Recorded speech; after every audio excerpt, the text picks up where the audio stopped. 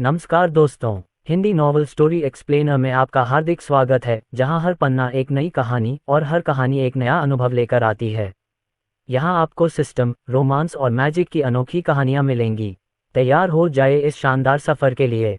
अध्याय 102। रिट्रीट स्थान। ध्रुव मल्होत्रा ने हल्की हंसी तो ली, लेकिन कोई स्पष्टीकरण नहीं दिया। जनरल राघव देव को पता था कि वह ध्रुव मल्होत्रा का मुकाबला नहीं कर सकते, इसलिए बिना किसी सम्मान के वह अखाड़े के किनारे की ओर भागने लगे। जीवन और मृत्यु के सामने जीवन संधियों और शक्तिशाली की गरिमा की धारणाएं सब एक तरफ रख दी गईं। उस समय जनरल राघव देव के मन में जीवित रहना ही एकमात्र विचार था। युद्ध राजा स्तर के महाशक्ति का सामना करते हुए न केवल वह, बल्कि यदि गुई दाव संप्रदाय के संप्रदाय गुरु भी उपस्थित हों तो संभावित परिणाम नरसंहार से कम कुछ नहीं होगा। अरे, अब भागने की सोच रहे हो? क्या तुम्हें नहीं लगता कि अब थोड़ी देर हो गई है? ध्रुव मल्होत्रा ने ठंडी हंसी हंसी। उसकी उदासीन आवाज तुरंत जनरल राघव देव के कानों तक पहुंची। जनरल राघव देव का शरीर कांप उठा जब उन्होंने अपनी आंतरिक शक्तियों को सक्रिय किया और पागलों की तरह अखाड़े के किनारे की ओर दौड़ने लगे। लेकिन ध्रुव मल्होत्रा जितने तेज थे उससे भी ज्यादा तेज थे। ध्रुव मल्होत्रा ने अपना चाकू उठाया और जनरल राघव देव पर फेंक दिया। शश! तेज धार वाला ब्लेड तुरंत जनरल राघव देव के शरीर में घुस गया। जनरल राघव देव की आकृति, जो बेतहाशा भाग रही थी, तुरंत रुक गई और सीधे आगे की ओर गिर पड़ी। अपनी मृत्यु तक जनरल राघव देव की आंखों में अविश्वास की गहरी छाया और भय का अमिट रंग छाया रहा। ये दावा करने का साहस कि वह एक वयस्क से लड़ सकता है, कितना घटिया है, हास्यास्पद है। मैं ऐसे कचरे को एक हाथ से कुचल सकता हूँ। करण मल्होत्रा ने बेजान जनरल राघव देव को ठंडी निगाहों से देखा। उसके शब्द तिरस्कार से भरे थे। दरअसल जनरल राघव देव, विक्रम सिंह और आदित्य मेहता दोनों से थोड़ा अधिक शक्तिशाली थे, लेकिन चेन और अन्य उत्तरी लियाओं में वर्षों से लड़ते हुए, अक्सर मौत के कगार पर मंडराते हुए, हालांकि जनरल राघव देव की तुलना में थोड़ा कमजोर थे, उनसे कहीं अधिक ताकत हासिल कर सके।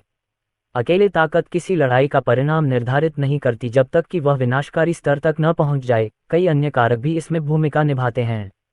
इस युद्ध में विजय उत्तरी लियाओ के स्वामी की है। समर जोशी अखाड़े में उतरे और उनकी नज़र दक्षिणी सीमा पर तैनात सैनिकों पर पड़ी और वे जोर से चिल्लाए।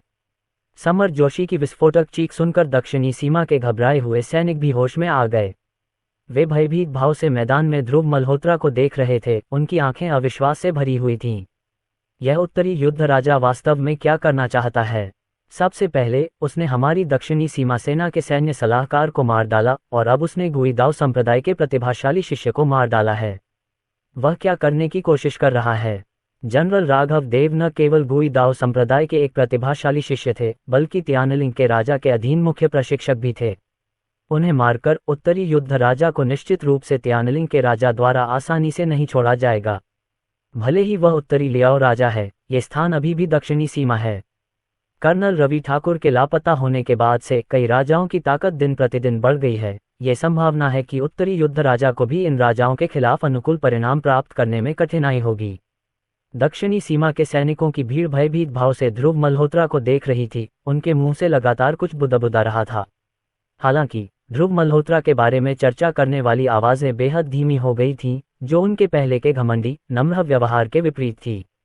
ध्रुव मल्होत्रा द्वारा जनरल राघव देव की आसानी से हत्या वहां उपस्थित दक्षिणी सीमा के सैनिकों को हतोत्साहित करने के लिए पर्याप्त थी। अब हम क्या करें? क्या हम इस उत्तरी युद्ध किंगरुन को हमारी दक्षिणी सीमा सेना में बेलगाम होने देंगे? वास्तविक शक्ति वाले दक्षिणी सीमा सेना कमांडर ने अपने आसपास के कुछ लोगों से फुसफुसाकर कहा। एक अन्य व्यक्ति ने मंच पर ध्रुव मल्होत्रा की ओर देखा और ठंडे स्वर में कहा, अभी रुकें। जनरल शेन के लौटने तक प्रतीक्षा करें। ये सुनकर अन्य लोग भी चुप हो गए। ऐसा प्रतीत हुआ कि उन्हें अपने साथी द्वारा बताए गए जनरल शेन पर पूरा विश्वास था। ऐसा लग रहा था कि जब तक जनरल शेन दक्षिणी सीमा सेना में वापस लौट आएंगे, ध्रुव मल्होत्रा उनके लिए कोई खतरा नहीं बन पाएंगे। जब सभी लोग ध्रुव मल्होत्रा के बारे में जोर शोर से चर्चा कर रहे थे, तब तक ध्रुव मल्होत्रा विक्रम सिंह और अन्य लोगों को लेकर अखाड़े से उतर चुके थे। कमांडर वांग, कर्नल रवि ठाकुर का एकांतवास स्थान कहाँ है? जाने से कुछ ही देर पहले ध्रुव मल्होत्रा ने बात की और पूछा। समर जोशी के चेहरे पर थोड़ा सा बदलाव आया, लेकिन उसने कुछ भी छिपाने की हिम्मत नहीं की और तुरंत जवाब दिया, मून डिपाचर माउंटेन में। चंद्र प्रस्थान पर्वत? वह पर्वत कहाँ है? क्या ये दक्षिणी सीमा सेना के मुख्य बेस से दूर है? ध्रुव मल्होत्रा ने अपनी भौहें उठाकर पूछा। समर जोशी ने तुरंत उत्तर दिया, महाराज, चंद्रप्रस्थान पर्वत हमारी दक्षिणी सीमा सेना के मुख्य बेस से ज्यादा दूर नहीं है। यहाँ से पूर्व की ओर बढ़ने पर शहर से 15 ली बाहर चंद्रप्रस्थान पर्वत है। ये सुनकर ध्रुव मल्होत्रा ने थोड़ा सिर हिलाया और कहा, गाड़ी तैयार करो, मुझे कर्नल रवि ठाकुर से मिलना है। जी महाराज। समर जोशी ने आगे पूछने की हिम्मत नहीं की, तुरंत मान गए और गाड़ी तैयार करने के लिए चले गए। ध्रुव मल्होत्रा ने शुरू में अगले दिन कर्नल रवि ठाकुर से मिलने का इरादा किया था, लेकिन उस समय अखाड़े के आसपास मौजूद दक्षिणी सीमा सेना ने कर्नल रवि ठाकुर का जिक्र तक नहीं किया। ऐसा प्रतीत हुआ कि उन्हें उनके जीवन या मृत्यु से कोई सरोकार नहीं था। आपको मालूम होना चाहिए कि कर्नल रवि ठाकुर दक्षिणी सीमा के सच्चे शासक हैं, फिर भी अब उनकी ऐसी दुर्दशा हो रही है। ध्रुव मल्होत्रा, जो स्वयं युद्ध क्षेत्र के राजा थे, ने कर्नल रवि ठाकुर से मिलकर उनकी वर्तमान स्थिति को जानना आवश्यक समझा। कुछ ही देर में समर जोशी ने गाड़ी तैयार कर ली। चूंकि रात हो चुकी थी, इसलिए ध्रुव मल्होत्रा रोशनी वर्मा को अपने साथ नहीं ले गए, बल्कि समर जोशी से उसके लिए रहने की व्यवस्था करवा दी और फिर करण मल्होत्रा और आदित्य मेहता को रोशनी वर्मा की सुरक्षा के लिए यहीं रुकने को कहा। ध्रुव मल्होत्रा और कुछ अन्य लोग दक्षिणी सीमा सेना के मुख्य बेस से निकलकर मून डिपार्चर माउंटेन की ओर बढ़े।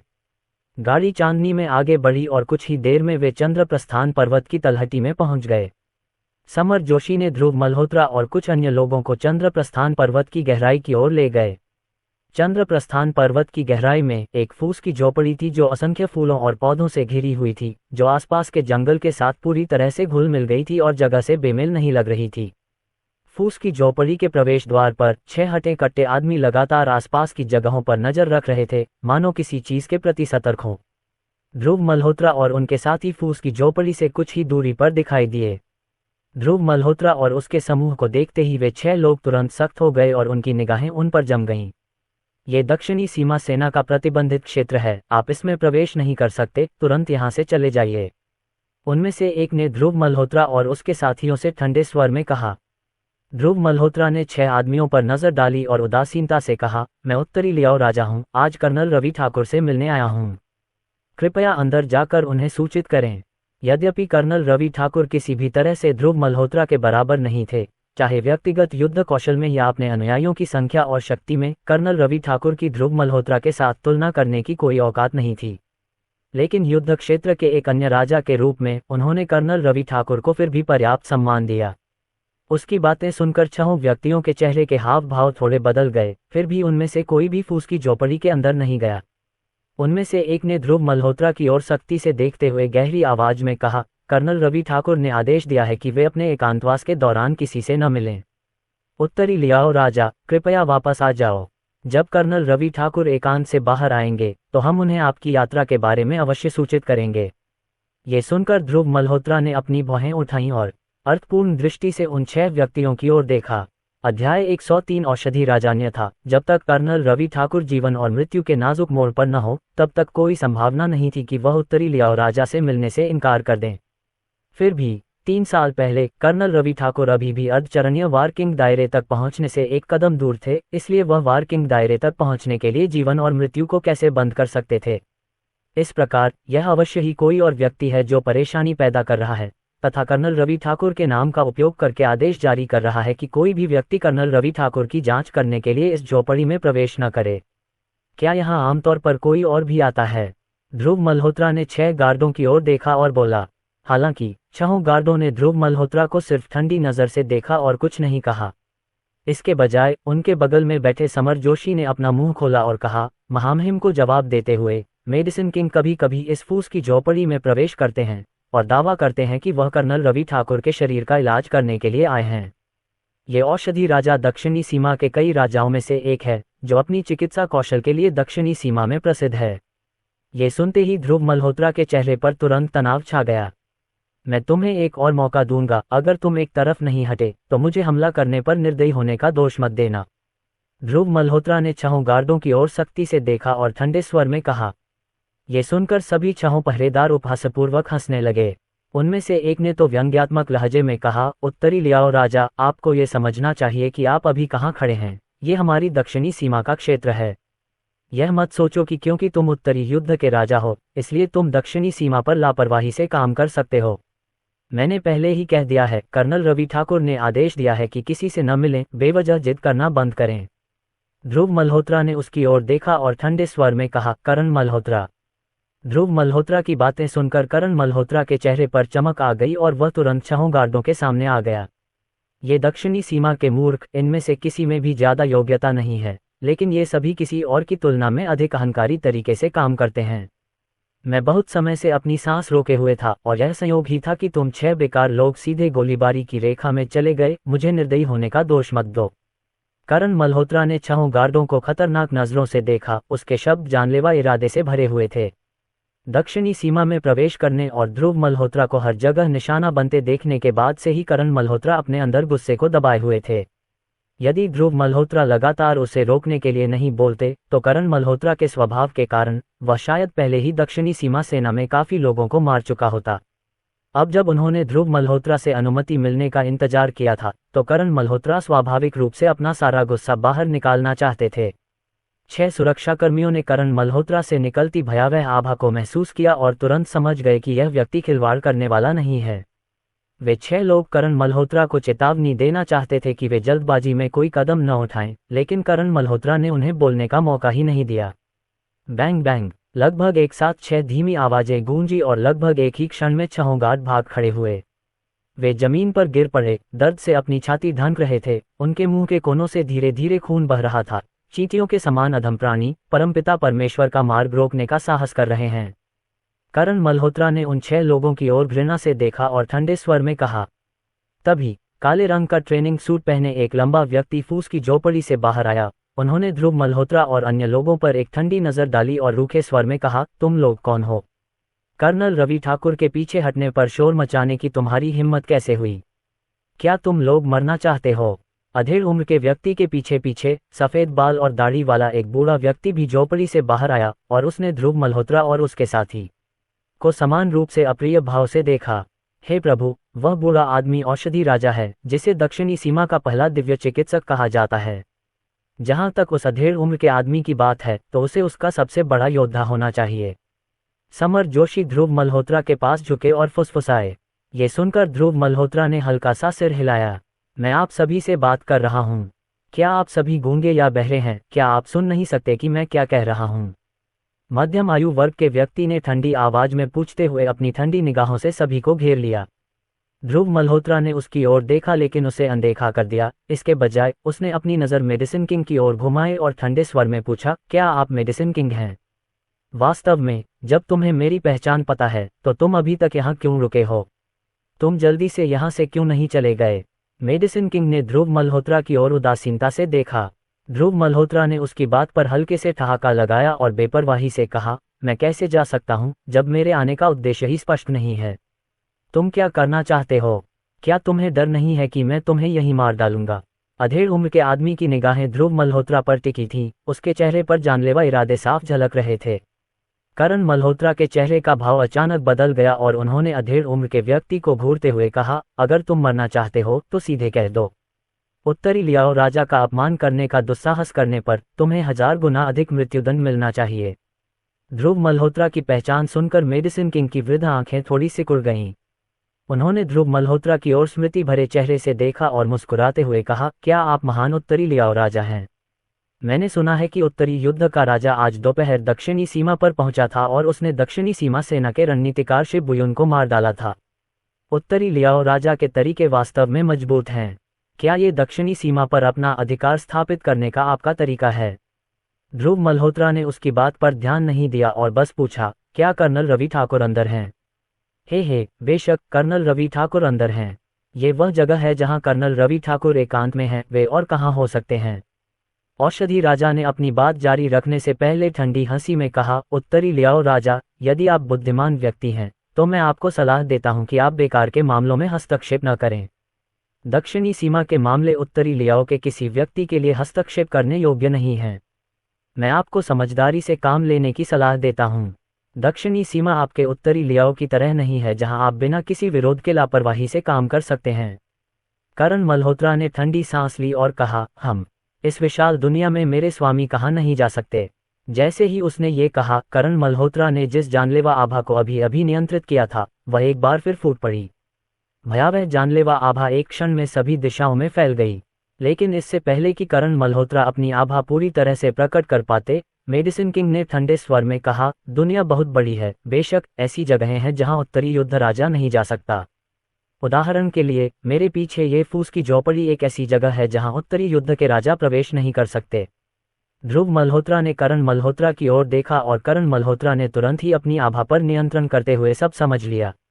ध्रुव मल्होत्रा के पास खड़े होकर वह मेडिसिन किंग और उस अधेड़ उम्र के व्यक्ति को उदासीनता से घूर रहा था। उसकी निगाहें अमित्र थीं। चूंकि मैं इस स्थान पर नहीं जा सकता, तो आप जो दक्षिणी सीमा के स्वयंभू राजा हैं, कैसे प्रवेश करने के हकदार हो सकते हैं? ध्रुव मल्होत्रा ने हल्की हंसी के साथ कहा। उनके शब्द तिरस्कार से भरे थे। ये सुनते ही मेडिसिन किंग के चेहरे के हाव भाव अचानक बदल गए। ध्रुव मल्होत्रा के प्रति उनकी दृष्टि और भी अधिक शत्रुतापूर्ण हो गई। 4 प्रमुख युद्ध क्षेत्रों के राजाओं के बीच क्या वह स्वयंभू राजा वास्तव में एक झूठा राजा नहीं था? बात बस इतनी सी है कि आम दिनों में दक्षिणी सीमा के लोग उसकी ताकत से डरते थे और उसके सामने ये शब्द कहने की हिम्मत नहीं जुटा पाते थे। रक्षकों, मेरे 3 रक्षक कहाँ हैं? ये चोर उत्तरी युद्ध के राजा का भेष धारण करने का दुस्साहस कर रहा है और कर्नल रवि ठाकुर की हत्या करना चाहता है जब वे एकांत में हों। उसे तुरंत पकड़ लो, औषधि राजा ने ठंडी आवाज में चिल्लाकर कहा। जैसे ही उसने ये शब्द कहे, 2 आकृतियां आसपास के जंगल से तेजी से आती हुई दिखाई दीं। औषधि राजा के बगल में खड़े मध्यम आयु वर्ग के व्यक्ति के साथ वे औषधि राजा के 3 महान रक्षक थे। अध्याय 104। कर्नल रवि ठाकुर। वे पहले से ही स्पष्ट झूठ बोलकर इस औषधि राजा द्वारा कुशलतापूर्वक हेरफेर कर चुके थे। ध्रुव मल्होत्रा स्पष्ट रूप से कर्नल रवि ठाकुर से मिलने आया था, लेकिन मेडिसिन किंग के मुंह से यह बात इस समय कर्नल रवि ठाकुर के खिलाफ साजिश में बदल गई थी। करण मल्होत्रा और समर जोशी, दक्षिणी सीमा सेना के अन्य 4 कमांडरों के साथ, सभी गंभीर चेहरे वाले थे। उनकी आंखें जानलेवा इरादे से भरी हुई थीं जब वे मेडिसिन किंग को देख रहे थे। मेडिसिन किंग के अधीन 3 संरक्षक थे। वे सभी ग्रैंड मास्टर ताकतवर थे।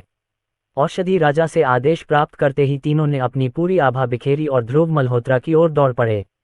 उसे पकड़ो। हालांकि ध्रुव मल्होत्रा के चेहरे पर उदासीनता बनी रही, उन्होंने बस हल्के से कहा। करण मल्होत्रा और अन्य लोग तुरंत ध्रुव मल्होत्रा के सामने आ गए। 5 बनाम 3, उनमें से एक शीर्ष ग्रैंडमास्टर करण मल्होत्रा भी थे। औषधि राजा के 3 रक्षकों को शीघ्र ही वश में कर लिया गया। जब करण मल्होत्रा और अन्य लोगों ने उन्हें जमीन पर गिरा दिया, तब भी इन तीनों के चेहरे पर अविश्वास के भाव थे।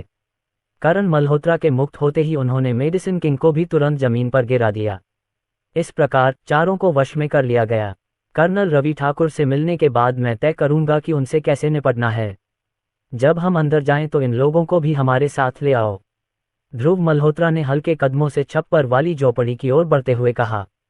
करण मल्होत्रा और उनके आदमी भी आगे बढ़ने लगे।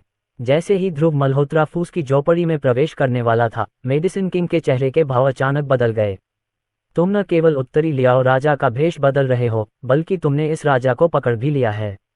अब तुम कर्नल रवि ठाकुर की हत्या करने का भी इरादा रखते हो। क्या तुम्हें एहसास है कि तुमने कितने जघन्य अपराध किए हैं? मैं तुम्हें बिना किसी प्रतिरोध के आत्मसमर्पण करने की सलाह देता हूं, क्योंकि अब कोई दैवीय हस्तक्षेप भी तुम्हें नहीं बचा सकता। न केवल आप, बल्कि आपके पीछे रहने वाला आपका परिवार भी इसके दुष्परिणामों से पीड़ित होगा, पूरी तरह से नष्ट हो जाएगा। मेडिसिन किंग पागलों की तरह ध्रुव मल्होत्रा की पीठ पर दहाड़ने लगा। ध्रुव मल्होत्रा ने रुककर ठंडे स्वर में कहा, उसे चुप कराओ। जी श्रीमान। जवाब देते समय करण मल्होत्रा की आंखों में एक उग्र भाव चमक उठा।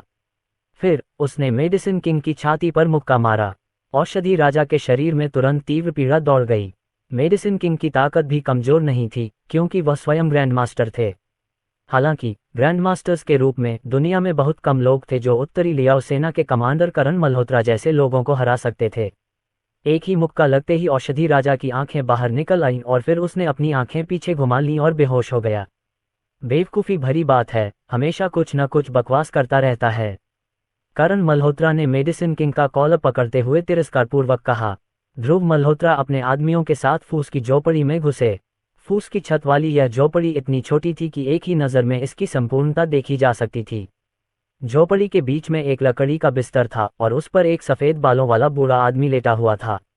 अगर उसकी छाती थोड़ी ऊपर नीचे न होती तो ध्रुव मल्होत्रा को लगता कि वह पहले ही मर चुका है।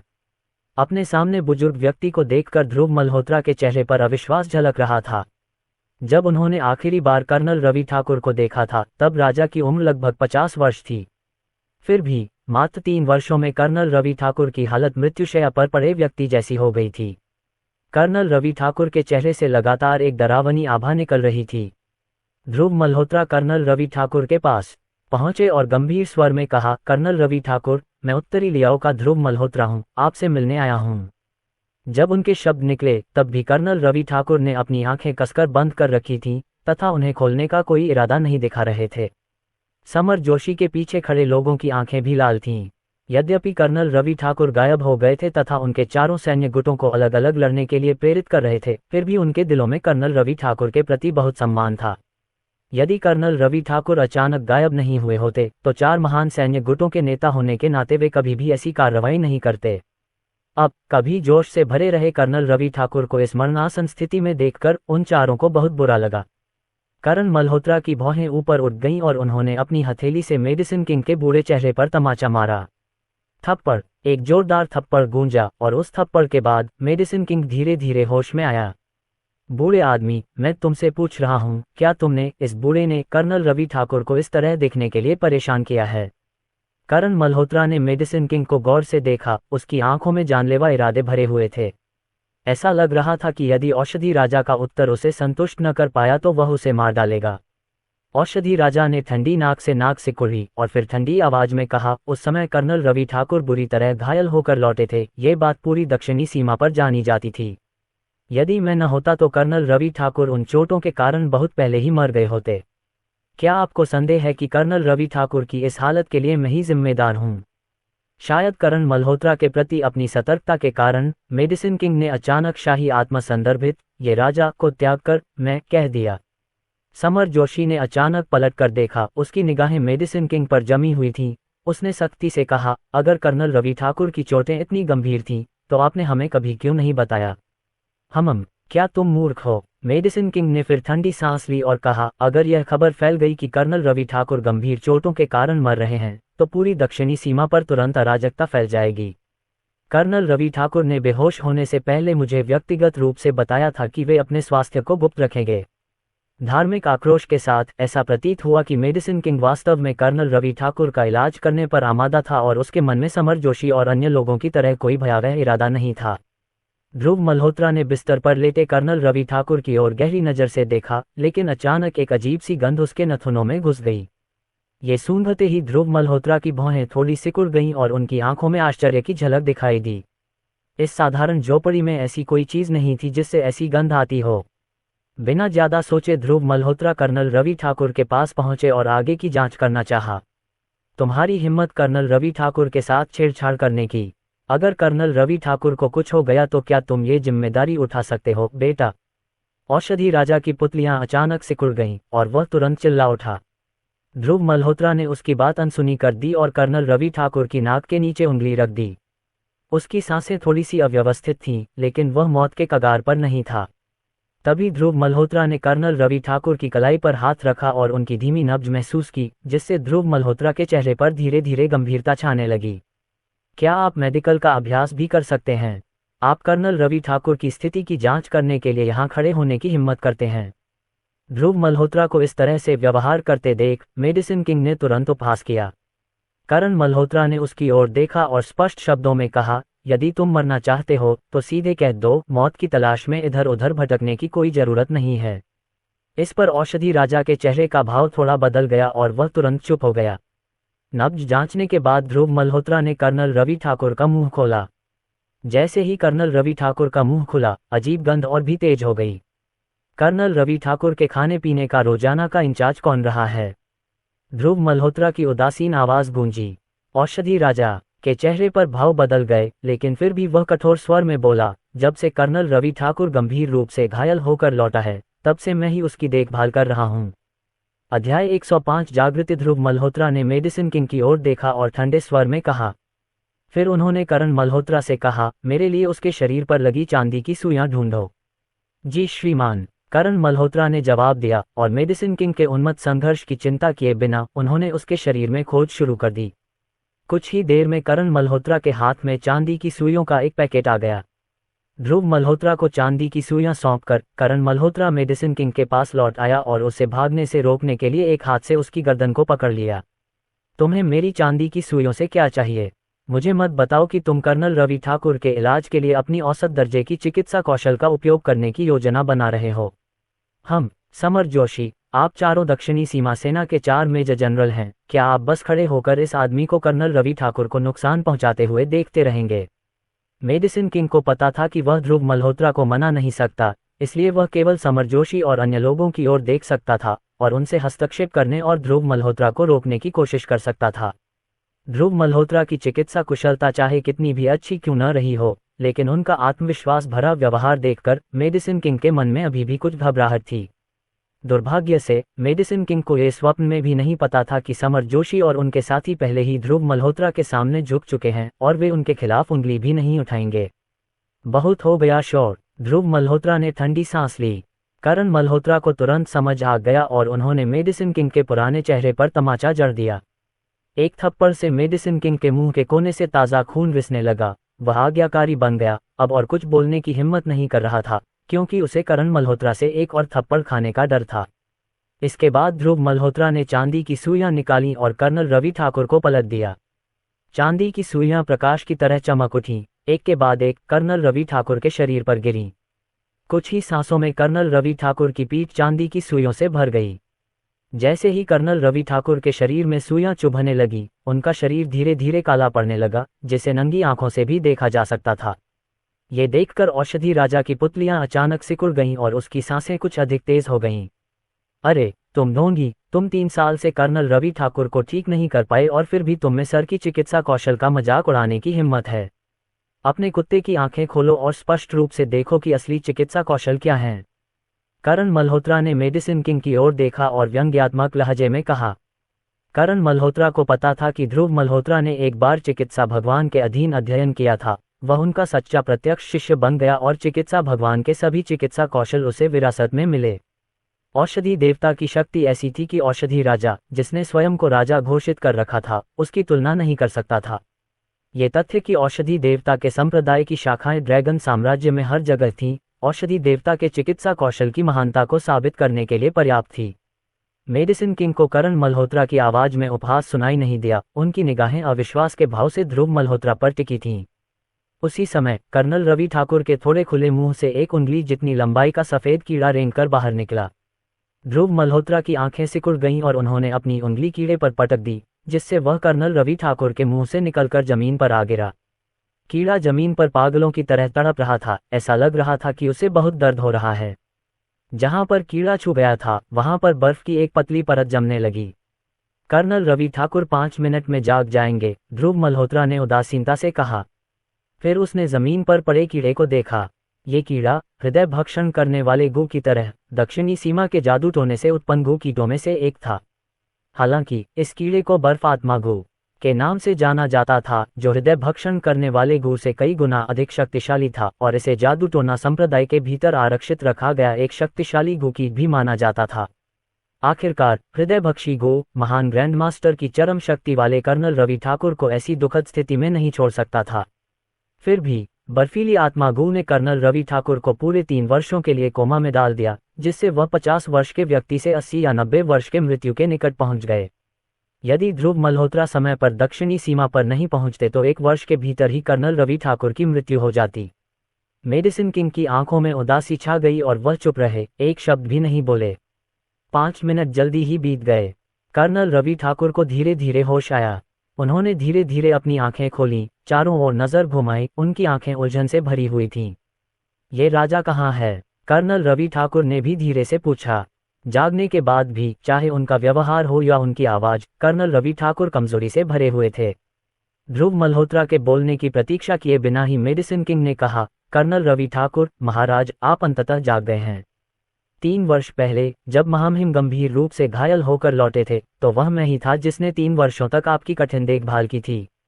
मुझे उम्मीद नहीं थी कि आज मैं अंततः बादलों को छंटते और चांद को चमकते देख पाऊंगा, क्योंकि आपकी कृपा अंततः जाग गई है। बोलते समय मेडिसिन किंग ने अपनी जर्जर आंखों से 2 आंसू निकाल लिए। वह निश्चित रूप से नहीं चाहता था कि कर्नल रवि ठाकुर जाग जाए। यदि संभव होता तो वह चाहता कि कर्नल रवि ठाकुर तुरंत मर जाए।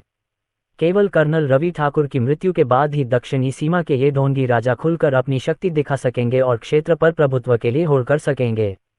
जब तक कर्नल रवि ठाकुर एक दिन के लिए भी जीवित रहे तब तक वे जल्दबाजी में कोई कदम उठाने का साहस नहीं कर सके, क्योंकि कर्नल रवि ठाकुर ही दक्षिणी सीमा के सच्चे शासक थे। मुझे अब याद आया, 3 साल पहले मैं अकेले ही चुड़ैल गेट में घुस गया था, लेकिन चुड़ैल गेट के विशेषज्ञों के सामने मैं कोई मुकाबला नहीं कर सका और गंभीर रूप से घायल होकर लौटा था। मुझे उम्मीद नहीं थी कि 3 साल एक झटके में बीत जाएंगे। आज मेरी जागृति निश्चित रूप से आपके प्रयासों के कारण ही हुई होगी, ली जियुवान, है ना? कर्नल रवि ठाकुर ने धीरे से कहा, उनकी आंखें यादों से भर आईं। ली जियुवान मेडिसिन किंग का असली नाम था। कर्नल रवि ठाकुर के कोमा में चले जाने के बाद ही उन्हें राजा की उपाधि मिली, एक ऐसी घटना जिसके बारे में कर्नल रवि ठाकुर को स्वाभाविक रूप से पता नहीं था। ये सुनकर औषधि राजा ने तुरंत सिर हिला दिया, लेकिन इससे पहले कि वह कुछ बोल पाता, उसके बगल में खड़े समर जोशी ने कहा, महाराज, आपकी जागृति उत्तरी लियाओ राजा के हस्तक्षेप के कारण ही संभव हुई है। महाराज, जब ली जियुवान कोमा में चला गया तो उसने कई अन्य लोगों के साथ मिलकर राजा की उपाधि का दावा किया, जिसका उद्देश्य दक्षिणी सीमा को अराजकता में डालना था। उत्तरी युद्ध राजा भी यह जानकर कि महाराज खतरनाक स्थिति में हो सकते हैं, अपने अनुयायियों के साथ दक्षिणी सीमा पर आए। ये सुनकर कर्नल रवि ठाकुर की आंखों में आश्चर्य की चमक दौड़ गई। उसने अपना सिर घुमाया और देखा कि ध्रुव मल्होत्रा चेहरे पर मुस्कान लिए बिस्तर के पास खड़ा था। उत्तरी लियाओ राजा। कर्नल रवि ठाकुर को उठने में कठिनाई हुई। ध्रुव मल्होत्रा ने उसे हल्के हाथ से दबाते हुए मुस्कुराते हुए कहा, ऐसी औपचारिकताओं की कोई जरूरत नहीं है कर्नल रवि ठाकुर, आप अभी अभी जागे हैं।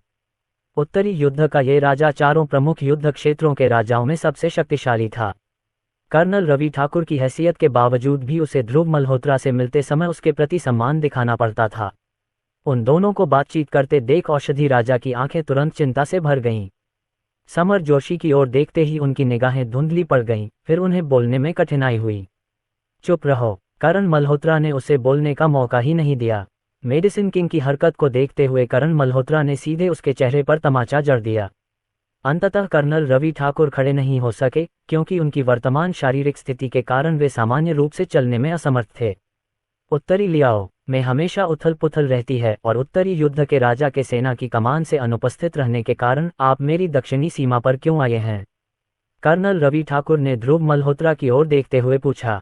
ध्रुव मल्होत्रा ने केवल अपना सिर हिलाया और हल्के से मुस्कुराते हुए कहा, कर्नल रवि ठाकुर, आप गंभीर रूप से घायल हो गए थे और 3 साल तक लापता रहे। सभी अधिकारों और कारणों से मुझे आपसे मिलने आना चाहिए, है न?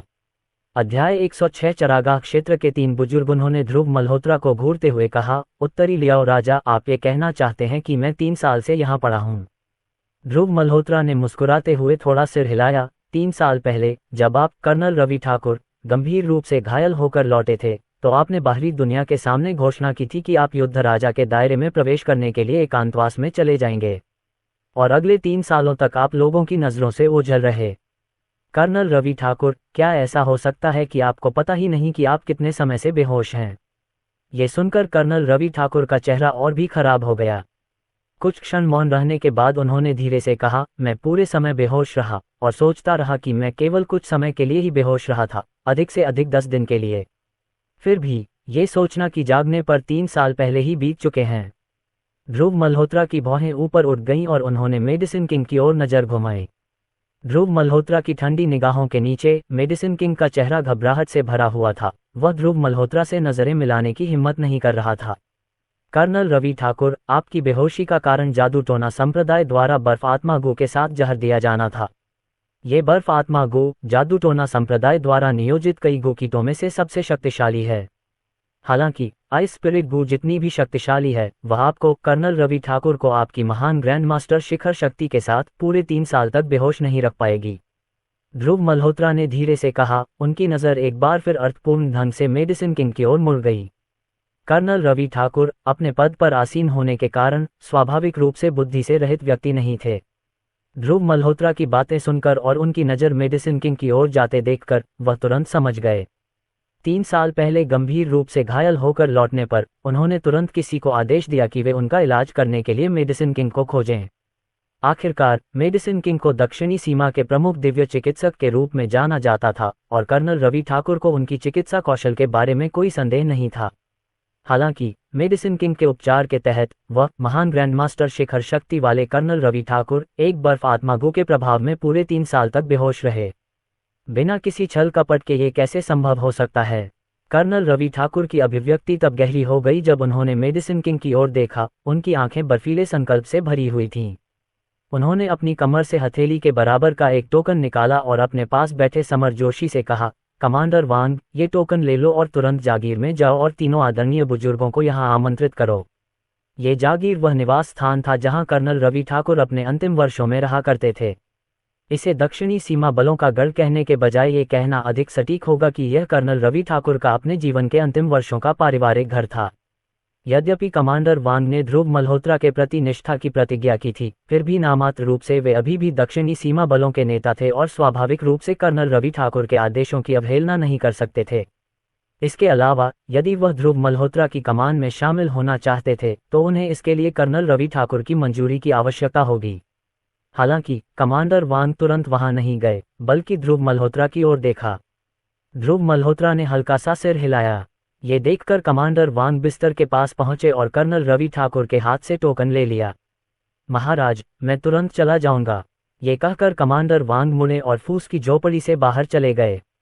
कर्नल रवि ठाकुर ने स्वाभाविक रूप से कमांडर वांग की ध्रुव मल्होत्रा की ओर देखी गई नजर को देखा, लेकिन उन्होंने आगे कुछ नहीं कहा। 3 साल तक बेहोश रहने के बाद अब दक्षिणी सीमा पर कई समस्याएं होंगी। उनके और ध्रुव मल्होत्रा के बीच के मामले जरूरी नहीं थे। दक्षिणी सीमा के मामलों से निपटने के बाद कमांडर वांग की स्थिति पर चर्चा करने में देर नहीं लगेगी। कमांडर वांग के चले जाने के बाद कर्नल रवि ठाकुर ने अपना ध्यान वापस मेडिसिन किंग की ओर लगाया और ठंडे स्वर में कहा, उसे हिरासत में ले लो। एक बार जब 3 सम्मानित बुजुर्ग आ जाएंगे तब हम उसके भाग्य का फैसला करेंगे। ये सुनकर जू योंगजी और उसके बगल में खड़े 2 लोग तुरंत समझ गए और मेडिसिन किंग की तरफ बढ़े, उसे करण मल्होत्रा के हाथों से लिया और उसे मजबूती से जमीन पर दबा दिया। उत्तरी लियाओ राजा के समक्ष किसी भी अनुचित बात के लिए मैं क्षमा प्रार्थी हूँ। इसके बाद कर्नल रवि ठाकुर ध्रुव मल्होत्रा की ओर मुड़े और बोले। ध्रुव मल्होत्रा ने मुस्कराते हुए सिर हिलाया और उदासीनता से बोले, कर्नल रवि ठाकुर, आपको शायद पता नहीं होगा कि दक्षिणी सीमा सेना पहले ही विघटन की स्थिति में पहुंच चुकी है।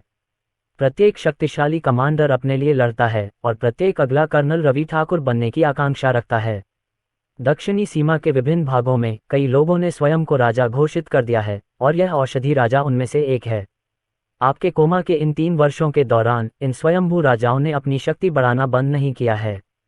दक्षिणी सीमा सेना की वर्तमान स्थिति को देखते हुए इन झूठे राजाओं को साफ करना निस्संदेह एक कठिन काम होगा। ये सुनते ही कर्नल रवि ठाकुर के चेहरे के भाव थोड़े बदल गए और उनकी आंखों में गंभीरता का भाव आ गया। थोड़ी देर की चुप्पी के बाद वह गंभीरता से बोला, मैं समझ गया। एक बार जब मैं इन मामलों से निपट लूंगा तो मैं उत्तरी लियाओ राजा का उचित मनोरंजन करूंगा। ये सबसे अच्छा होगा। परिस्थितियों को देखते हुए मैं कर्नल रवि ठाकुर के आराम में और खलल नहीं डालूंगा। ध्रुव मल्होत्रा ने हल्का सा सिर हिलाकर जवाब दिया। इसके बाद वह करण मल्होत्रा को झोपड़ी से बाहर ले गए। जब वे दोनों झोपड़ी से कुछ दूरी पर आ गए तो करण मल्होत्रा ने भौहें सिकोड़ते हुए गहरी आवाज में कहा, महाराज, कर्नल रवि ठाकुर के बारे में पता चलने से क्या आपकी योजनाओं पर कोई असर नहीं पड़ेगा?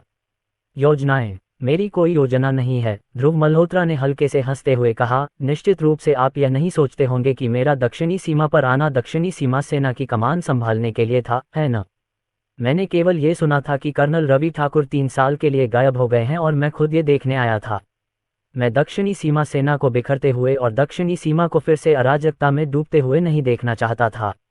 युद्ध क्षेत्रों में साथी राजाओं के रूप में यह उचित है कि हम एक दूसरे की मदद करें, है न? ये सुनकर करण मल्होत्रा ने आधे अधूरे अंदाज में सिर हिलाया, लेकिन आगे कुछ नहीं कहा। अगली सुबह भोर में कमांडर वांग, जो कल रात दक्षिणी सीमा सेना मुख्यालय से चले गए थे, पहले ही शहर लौट आए थे। उनके पीछे 3 बुजुर्ग व्यक्ति थे जो दिखने में तो वृद्ध थे, लेकिन उनके हाव भाव से ऐसा लग रहा था मानो उनमें अधिकार का भाव हो। देहाती खेतों के 3 बुजुर्ग, वे अचानक क्यों प्रकट हो गए हैं? पुराने कर्नल रवि ठाकुर की मृत्यु के बाद ये तीनों बुजुर्ग हमेशा कम ही दिखाई देते हैं, शायद ही कभी अपने खेतों से बाहर निकलते हैं। आज उन्हें शहर में क्या लाना है? क्या वे कोई योजना बना रहे हैं? केवल कर्नल रवि ठाकुर का टोकन ही देहाती क्षेत्रों के 3 बुजुर्गों को बुला सकता है। अब जब कमांडर वांग उन्हें यहाँ ले आए हैं तो क्या ये हो सकता है कि कर्नल रवि ठाकुर वापस आ गए हैं?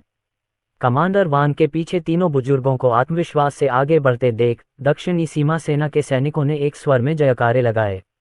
देहाती क्षेत्रों के 3 बुजुर्ग एक समय में पुराने कर्नल रवि ठाकुर की कमान के तहत रक्षक थे। उनकी ताकत दक्षिणी सीमा के शिखर तक पहुंच रही थी। वृद्ध कर्नल रवि ठाकुर की मृत्यु के बाद देहाती क्षेत्रों के 3 बुजुर्गों ने स्वयं को उनके नाम वाले क्षेत्र में एकांत में रख लिया था तथा चाहे कुछ भी हो जाए वे वहीं डटे रहे। कर्नल रवि ठाकुर के लापता होने के बाद के 3 वर्षों में कई कमांडरों और स्वयंभू राजाओं ने बुजुर्गों को एकांत से बाहर आने और समर्थन देने के लिए आमंत्रित करने की कोशिश की, लेकिन सभी को समान रूप से अस्वीकार कर दिया गया। बुजुर्गों के पुनः प्रकट होने से स्वाभाविक रूप से सभी को कर्नल रवि ठाकुर की वापसी पर विश्वास हो गया, क्योंकि केवल उनकी निशानी ही बुजुर्गों को अपने देहाती क्षेत्र छोड़ने के लिए राजी कर सकती थी। तीनों बुजुर्गों ने अपने आसपास चल रही बातचीत को अनदेखा कर दिया। प्रत्येक के चेहरे पर हल्की सी उदासी और उदासीनता का भाव था। अध्याय 107 कोमा का कारण। जब कर्नल रवि ठाकुर ने पहली बार पदभार संभाला तो उनकी प्रतिष्ठा इन 3 वरिष्ठों से भी कम थी। कमांडर वांग ने ग्रामीण क्षेत्र के बुजुर्गों को सीधे परिषद भवन में ले गए। रास्ते में सभी दक्षिणी सीमा सैनिकों ने, जिन्होंने देहात के बुजुर्गों को देखा, आश्चर्य से कहने के बाद अपने चेहरे पर सम्मान का भाव दिखाया। आपको ये जानना चाहिए कि ऐसा व्यवहार कर्नल रवि ठाकुर ने भी कभी नहीं भोगा। ये स्पष्ट रूप से दक्षिणी सीमा सेना के भीतर ग्रामीण क्षेत्र के बुजुर्गों की प्रतिष्ठा को दर्शाता है। बिना किसी अतिशयोक्ति के कहा जाए तो जो भी इन 3 व्यक्तियों का समर्थन प्राप्त कर लेगा उसका नया कर्नल रवि ठाकुर बनना लगभग तय था। कमांडर वान के नेतृत्व में तीनों वरिष्ठ सैनिक शीघ्र ही दक्षिणी सीमा सेना के सम्मेलन कक्ष में प्रवेश कर गए। बुजुर्गों, आप अंततः आ ही गए। ग्रामीण क्षेत्र के बुजुर्गों को देखकर कर्नल रवि ठाकुर तुरंत उनका अभिवादन करने के लिए खड़े हो गए। ये तथ्य कि दक्षिणी सीमा के शासक कर्नल रवि ठाकुर ने खड़े होकर उनका स्वागत किया, ये दर्शाता है कि दक्षिणी सीमा सेना में ग्रामीण बुजुर्गों का कितना सम्मान किया जाता था। ध्रुव मल्होत्रा और करण मल्होत्रा काउंसिल हॉल के एक कोने में बैठे हुए चुपचाप अपने सामने घटित हो रही हर घटना को देख रहे थे। जहां तक रोशनी वर्मा की बात है तो वह अभी भी आराम कर रही हैं और विक्रम सिंह तथा आदित्य मेहता उनकी सुरक्षा कर रहे हैं। सर, ये तीनों बूढ़े लोग कर्नल रवि ठाकुर के प्रति ज्यादा सम्मान नहीं दिखाते हैं, है ना? करण मल्होत्रा ध्रुव मल्होत्रा के पास झुके और फुसफुसाए। ध्रुव मल्होत्रा के होठों पर हल्की सी मुस्कान आ गई। दूसरों के पारिवारिक मामले, उनसे हमें कोई खास सरोकार नहीं, बस देखते हैं। ये सुनकर करण मल्होत्रा चुप हो गए और चुपचाप ध्रुव मल्होत्रा के बगल वाली सीट पर बैठ गए। कर्नल रवि ठाकुर दक्षिणी सीमा के शासक हैं तथा दक्षिणी सीमा के बाकी लोगों के लिए, चाहे उनकी ताकत या स्थिति कुछ भी हो, वे सभी कर्नल रवि ठाकुर के अधीन हैं। देहात के बुजुर्गों को कर्नल रवि ठाकुर की अवहेलना करने का साहस करते देख स्वाभाविक रूप से करण मल्होत्रा को काफी आश्चर्य हुआ। आखिरकार उत्तरी लियाओ में ऐसी बात कभी नहीं घटित होगी। ध्रुव मल्होत्रा ने उत्तरी लियाओ राजा होने के नाते बहुत पहले ही संपूर्ण उत्तरी लियाओ सेना को एक मजबूत इकाई के रूप में संगठित कर दिया था। ध्रुव मल्होत्रा का सामना करते समय चाहे वह कोई भी हो या कितना भी शक्तिशाली क्यों न हो, वे स्वयं को अधीनस्थ ही मानते थे और कभी भी ऐसा श्रेष्ठ व्यवहार दिखाने का साहस नहीं करते थे। उत्तरी लियाओ सेना का तो जिक्र ही न करें, यहाँ तक कि उत्तरी लियाओ के भीतर मौजूद विशाल सेना के बीच भी कोई ऐसा व्यक्ति होगा जो उत्तरी लियाओ राजा से मिलते समय ध्रुव मल्होत्रा को झुककर सर कहने की हिम्मत न करे।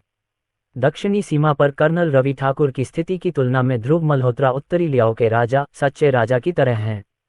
देहात के बुजुर्गों ने कर्नल रवि ठाकुर की ओर एक बार मात्र देखा, फिर अपनी सीट पर बैठ गए, किसी और की परवाह नहीं की। शुरू से लेकर अंत तक उनमें से किसी ने भी कर्नल रवि ठाकुर से बात नहीं की।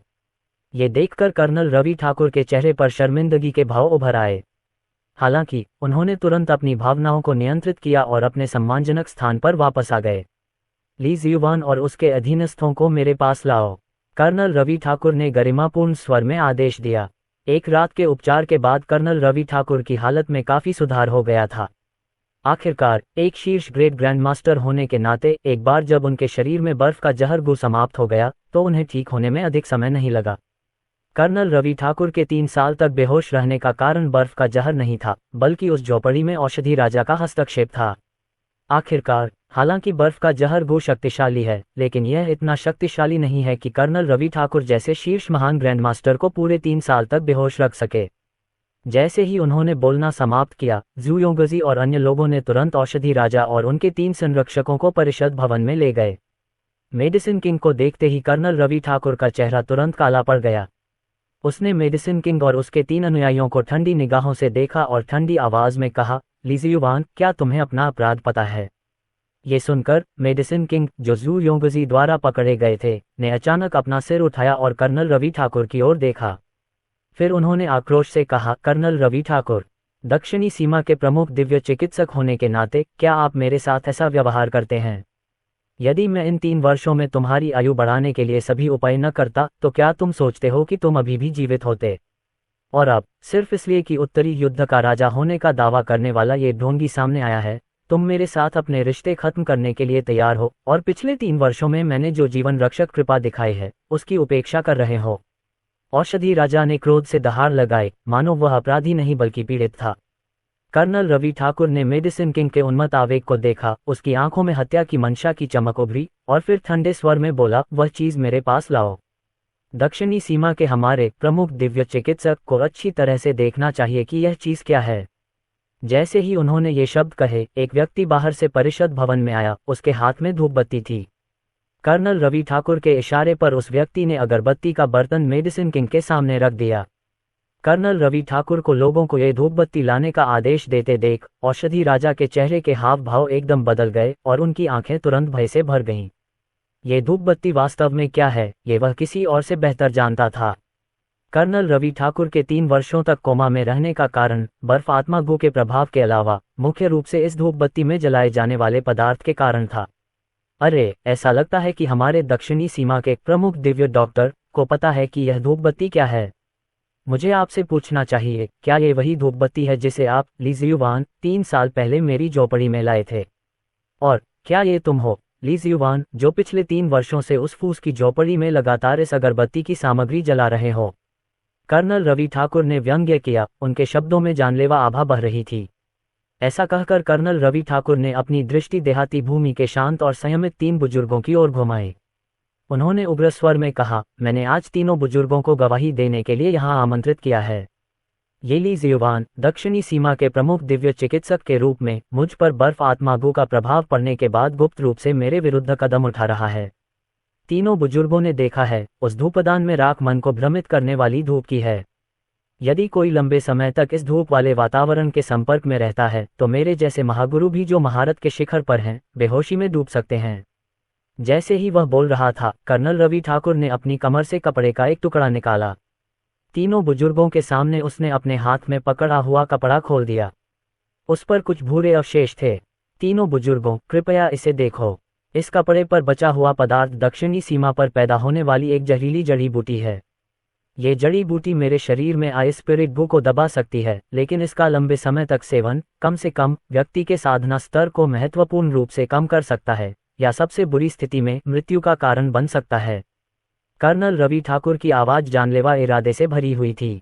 यदि ध्रुव मल्होत्रा का अचानक आगमन न होता तो या तो मैं अपना जीवन उस झोपड़ी में बिस्तर पर पड़ा हुआ बिताती या फिर इस मन भ्रमित करने वाली धूपबत्ती और जहर के प्रभाव से सीधे मर जाती। और ध्रुव मल्होत्रा की याद दिलाने पर ही मुझे पता चला कि मैं 3 साल तक कोमा में क्यों रही थी। तीनों बुजुर्गों, सभी भौतिक साक्ष्य यहाँ हैं। इसलिए लीजियुवान ने मेरी हत्या करने और दक्षिणी सीमा को अराजकता में डालने की साजिश रची थी। चाहे दक्षिणी सीमा के कानून से या ड्रैगन राष्ट्र के आदेश से सजा मौत होनी चाहिए। कर्नल रवि ठाकुर ने अचानक मुड़कर मेडिसिन किंग की ओर देखा। उनकी आवाज ठंडी और हड्डियों को कंपा देने वाली थी। औषधि राजा के प्रति उसकी दृष्टि में नग्न हत्यारी मंशा के अलावा गहरी घृणा का भी एक निशान था। अध्याय 108 असहाय कर्नल रवि ठाकुर। यहाँ तक कि कर्नल रवि ठाकुर की ओर उनकी दृष्टि में भी उपहास का भाव था। कोने में बैठे ध्रुव मल्होत्रा ने मेडिसिन किंग की आंखों में उपहास साफ देखा। सिर हिलाते हुए उसने धीरे से आह भरी और अंदाजा लगाया कि ग्रामीण कबीले के ये तथाकथित 3 बुजुर्ग शायद इतने सीधे सादे नहीं थे। उन्हें आश्चर्य हुआ कि कर्नल रवि ठाकुर इस पद पर कैसे आसीन हो गए, जबकि उन्हें ऐसी स्थिति की जानकारी ही नहीं थी। क्या ऐसा हो सकता है कि कर्नल रवि ठाकुर की मृत्यु के बाद विशाल दक्षिणी सीमा को कोई और प्रतिभाशाली व्यक्ति नहीं मिला? ध्रुव मल्होत्रा ने कर्नल रवि ठाकुर की ओर देखा, जिनका चेहरा गुस्से से भरा हुआ था, और मन ही मन सोचा, रिपोर्ट, स्वर्गीय रिज राजा आ गया है, जेड माउंटेन किंग आ गया है। तभी अचानक काउंसिल हॉल के बाहर से उनके आगमन की घोषणा करने वाली आवाज आई। जैसे ही ये शब्द निकले, परिषद भवन में बैठे लोगों की प्रतिक्रिया से पहले ही 2 लंबे लंबे व्यक्ति परिषद भवन में प्रवेश कर गए। वू युआन, झाओ किंगफेंग, तुम दोनों ने मेरी कोमा का फायदा उठाकर वास्तव में खुद को राजा घोषित कर लिया। उन दो व्यक्तियों को देखकर कर्नल रवि ठाकुर का चेहरा और भी अधिक गंभीर हो गया जब उन्होंने उनसे बात की। वे दोनों कोई और नहीं बल्कि स्वर्गीय रिज राजा वु युआन और जेड माउंटेन राजा झाओकिंग फेंग थे। अरे, कर्नल रवि ठाकुर मजाक कर रहे होंगे। आप 3 साल तक गायब रहे। क्या आप जानते हैं कि आपकी अनुपस्थिति के दौरान दक्षिणी सीमा कितनी अराजक थी? यदि हम विभिन्न स्थानों पर अशांति को स्थिर करने के लिए आगे नहीं आते, तो क्या आपको लगता है कि आप अभी भी इस दक्षिणी सीमा सैन्य मुख्यालय में आराम से बैठ सकते थे? कर्नल रवि ठाकुर की पूछताछ का सामना करते हुए स्वर्गीय रिज किंग ने सीधे जवाब दिया। किनारे पर खड़े जेड माउंटेन किंग ने भी उपहास करते हुए कहा, सर, समय बदल गया है। क्या आप सचमुच सोचते हैं कि दक्षिणी सीमा अभी भी वैसी ही है जैसी 3 साल पहले थी? आपके कोमा के इन 3 वर्षों के दौरान दक्षिणी सीमा में बहुत अधिक परिवर्तन हुए हैं। उनकी बातें सुनकर और उनके चेहरों पर स्पष्ट उपहास देखकर कर्नल रवि ठाकुर क्रोध से कांप उठे।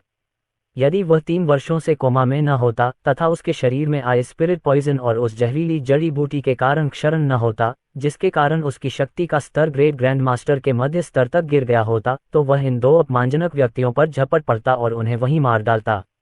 बस, जब तक मैं जीवित हूं तब तक तुम स्वयंभू राजाओं, दक्षिणी सीमा पर घूमने की बारी नहीं है। गुस्से से कर्नल रवि ठाकुर की आवाज थोड़ी कांप उठी। फिर भी उसके क्रोध का सामना करते हुए जेड माउंटेन किंग और हेवनली रिज किंग ने बस अपने कंधों को उचका दिया और उसके प्रति कोई परवाह किए बिना ग्रामीण कबीले के बुजुर्गों के बगल में अपनी सीट ले ली। उनकी उपेक्षा देखकर कर्नल रवि ठाकुर की आंखों में नंगी हत्यारी मंशा चमक उठी। ठीक है, क्या आप ली जियुआन का न्याय नहीं करने वाले थे? चलो और अधिक समस्याएं पैदा न करें, एक ग्रामीण बुजुर्ग ने गहरी आवाज में कहा। ये सुनकर कर्नल रवि ठाकुर के पास अपने क्रोध के बावजूद अपने क्रोध को दबाने के अलावा कोई विकल्प नहीं था। उसने स्वर्गीय रिज राजा और जेड पर्वत राजा को ठंडी नज़र से देखा और फिर अपनी नज़र वापस मेडिसिन राजा की ओर घुमा ली। चिकित्सा राजा, क्या आपको कुछ और कहना है? कर्नल रवि ठाकुर ने ठंडे स्वर में पूछा। चूंकि ग्रामीण बुजुर्ग स्वर्गीय रिज राजा और जेड पर्वत राजा की रक्षा करने पर आमादा थे, इसलिए कर्नल रवि ठाकुर अपना सारा गुस्सा केवल मेडिसिन राजा पर ही निकाल सकते थे। कर्नल रवि ठाकुर के प्रचंड क्रोध का सामना करते हुए मेडिसिन किंग ने बिना जल्दबाजी के हल्के से मुस्कुराया और फिर गंभीरता से कहा, कर्नल रवि ठाकुर, ये वास्तव में मैं ही था जो उस धूप बत्ती को फूस की झोपड़ी में लाया था। हालांकि मैंने पिछले 3 वर्षों में इस वन में एक भी अगरबत्ती नहीं जलाई है। आप ये दावा कैसे कर सकते हैं कि मैंने ये रहस्यमय धूप बत्ती जलाई है? इसके अलावा आपने जिस जहर का उल्लेख किया है उसके बारे में मैंने दक्षिणी सीमा के सबसे बड़े दिव्य चिकित्सक के रूप में कभी नहीं सुना है। शायद आपको उत्तरी लियाओ राजा होने का दिखावा करने वाले उस बहरूपिये ने धोखा दिया है। यह अच्छी तरह जानते हुए भी कि मेडिसिन किंग के शब्द महज कुतर्क थे और अपनी जिम्मेदारी से बचने का प्रयास थे, कर्नल रवि ठाकुर को यह नहीं पता था कि इसका जवाब कैसे दिया जाए। वह पूरी तरह से कांप उठा, उसकी आंखें क्रोध से जल रही थीं, फिर भी उसमें गहरी असहायता की झलक थी। सर, क्या कर्नल रवि ठाकुर बहुत दयनीय नहीं हैं? दक्षिणी सीमा के शक्तिशाली राजा को इन लोगों ने ऐसी स्थिति में पहुंचा दिया। करण मल्होत्रा ने अपनी भौहें थोड़ी सिकुड़ी और धीमी आवाज में बोले।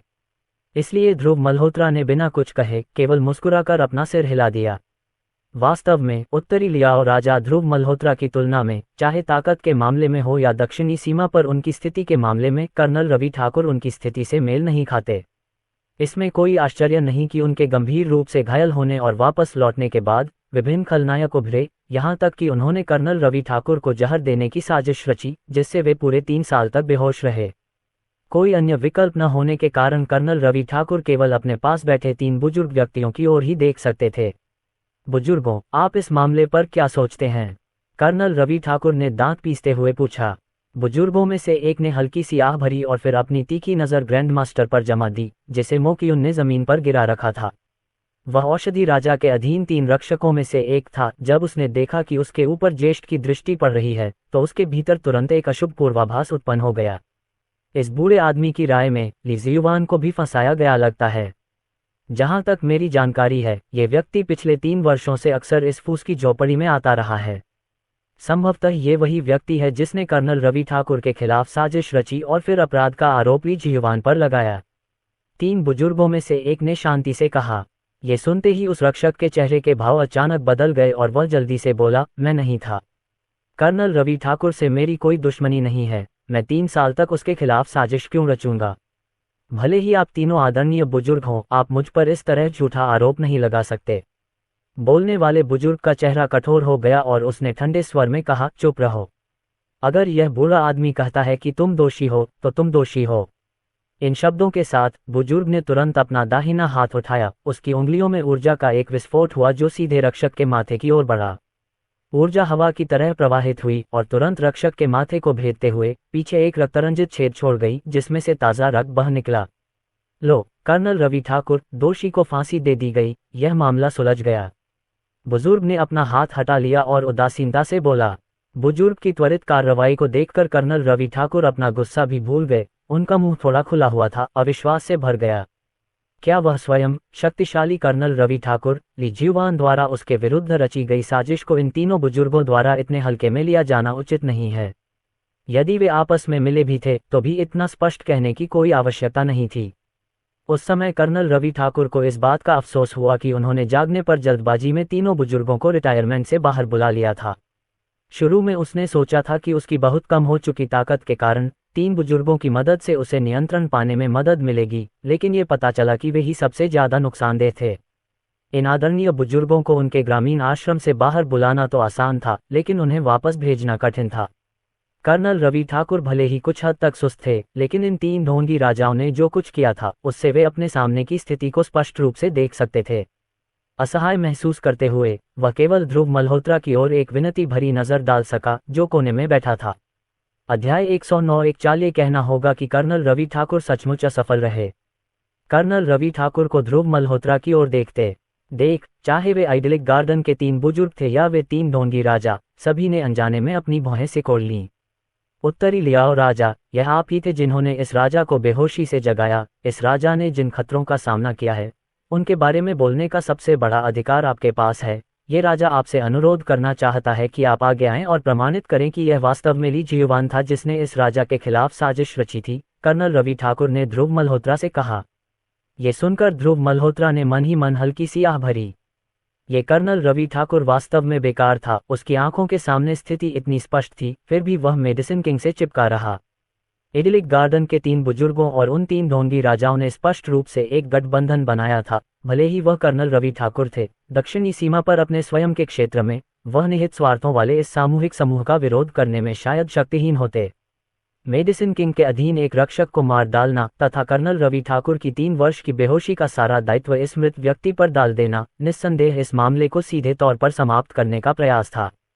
कर्नल रवि ठाकुर के लिए इस समय सबसे अच्छा विकल्प यही है कि वे चुप रहें और घटनाक्रम के सामने आने का इंतजार करें।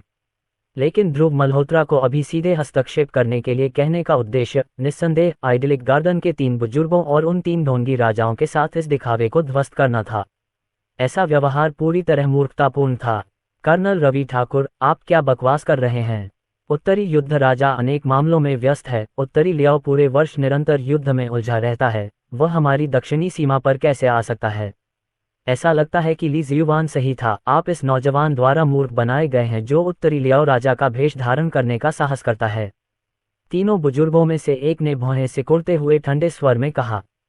ये सुनकर कर्नल रवि ठाकुर को ऐसा लगा जैसे दुनिया उनके चारों ओर घूम गई हो।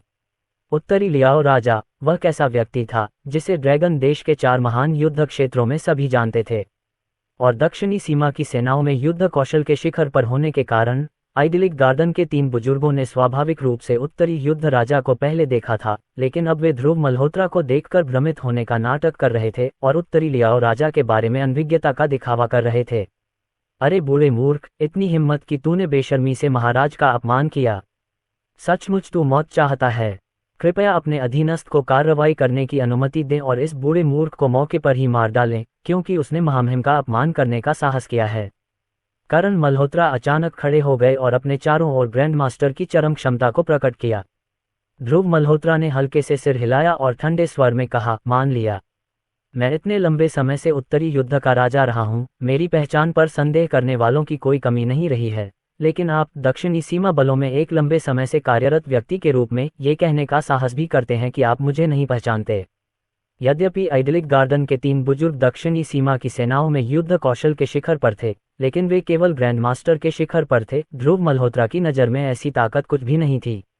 ध्रुव मल्होत्रा की सहमति से करण मल्होत्रा ने तुरंत एक क्रूर मुस्कुराहट प्रकट की। फिर एक बवंडर की तरह वह उस बूढ़े व्यक्ति की ओर तुरंत दौड़ा जिसने ध्रुव मल्होत्रा का अपमान किया था। ये दक्षिणी सीमा है और तुम पागलों की तरह भागने की हिम्मत कर रहे हो, बदमाश। बूढ़ा आदमी अचानक खड़ा हो गया, उसकी बूढ़ी आंखों में एक खौफनाक जानलेवा इरादा था। जब तक वह कुछ बोल पाते, करण मल्होत्रा उनके पास आ चुके थे। एक पंखे जितनी बड़ी हथेली सीधे बूढ़े आदमी के जर्जर चेहरे की ओर बढ़ी। उसके कानों के पास से गुजरती हवा की ध्वनि ने उसके चेहरे के हाव भाव को पूरी तरह बदल दिया। स्पष्टतः उन्होंने यह अनुमान नहीं लगाया था कि ध्रुव मल्होत्रा के अधीनस्थों में इतनी जबरदस्त ताकत होगी। और करण मल्होत्रा का इरादा वाकई ध्रुव मल्होत्रा का दबदबा कायम करना था।